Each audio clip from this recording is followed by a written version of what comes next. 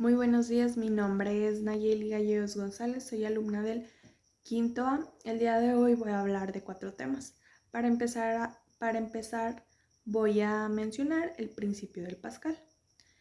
Para empezar, ¿qué sabemos de él? ¿Qué sabemos de Blaise Pascal? Pues bueno, él fue un filósofo, físico y matemático con una gran y clara inteligencia. Cuando empezamos a hablar sobre el principio de Pascal, lo que yo personalmente relaciono es la presión, que es la fuerza normal por unidad de un área simbólicamente. La presión se representa con una ecuación, que es esta, que es P es igual a fuerza perpendicular a la superficie en N sobre el área o superficie sobre la cual actúa la fuerza en metros cuadrados.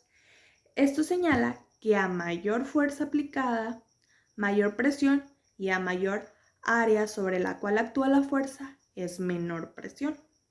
También cuando estamos hablando sobre esto, yo relaciono la fuerza sobre un sólido y sobre un líquido. Pero bueno, para empezar, un sólido, cuando se le aplica una fuerza a un sólido, yo pienso y se sabe que es más difícil darnos cuenta que acaba de recibir una fuerza, ya que estos no tienen un gran cambio, es decir, aparentemente estos no cambian. Entonces por ello no nos damos cuenta que se les aplica una fuerza, porque estos no hacen un gran cambio.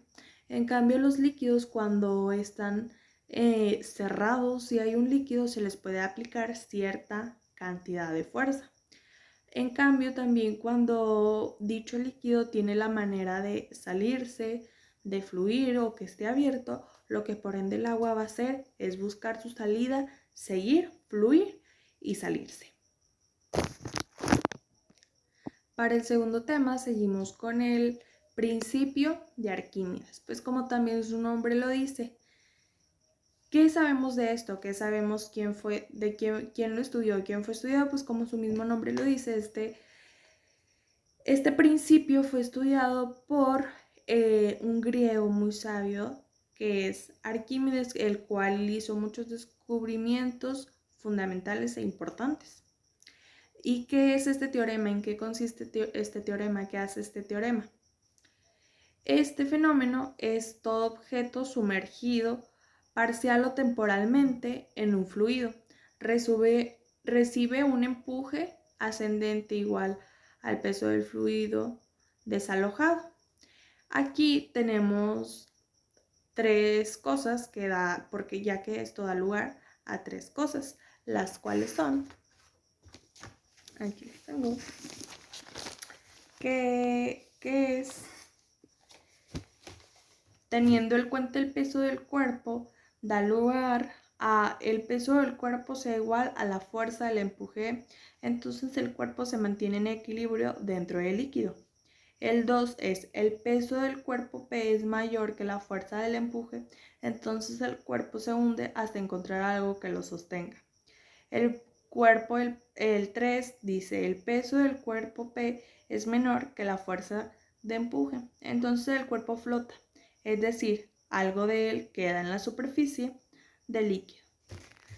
En el principio de Arquímedes aquí podemos dar un claro ejemplo, como lo es cuando estás en el agua e intentas cargar a una persona, la puedes cargar porque no pesa, es decir, está mucho más liviana. Cuando fuera del agua la intentas cargar quizás no puedas, entonces en el agua las personas son más livianas, son más fáciles de cargar, y esto se debe al principio de Arquímedes. Ahora seguimos con el tema que es la ecuación de continuidad hidrodinámica. Es la parte de la hidráulica que estudia el comportamiento de los fluidos en movimiento.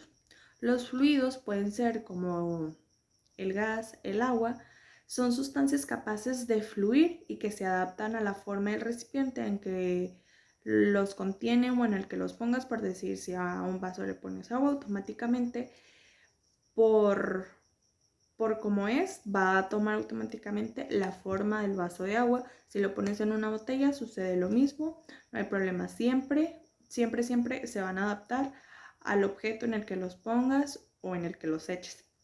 Las diferencias esenciales entre los líquidos y los gases. Los líquidos son prácticamente incomprensibles, mientras que los gases sí son comprensibles. Los líquidos también ocupan un lugar definido y tienen superficies libres, mientras que una masa dada de gas se expande hasta ocupar todas las partes del recipiente que la contiene.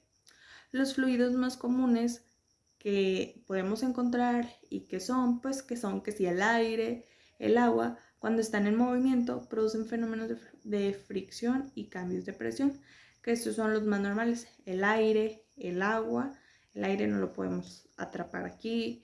El agua, si la ponemos en un recipiente, va a tomar automáticamente su forma, ya sea que la pongamos en una botella, en un vaso, en una copa, en una taza, siempre va a tomar su forma. Por último, vamos a hablar de lo que es el principio de Brownian. Para empezar, ¿qué hace? ¿Qué establece? Establece que las sumas de las energías, como lo es la energía cinética, la energía potencial y la energía de presión que tiene el líquido en un punto, es igual a la suma de estas energías en cualquier otro punto. Esto tiene una ecuación, la cual aquí está. Esta es la ecuación que representa dicho principio. Y esta ecuación fue derivada por Brownian en 1752. Brownian dedujo que la presión disminuye cuando aumenta la velocidad del flujo. El principio solo es aplicable en los flujos isentrópicos con la radiación de calor, que son pequeños y a veces pueden despreciarse.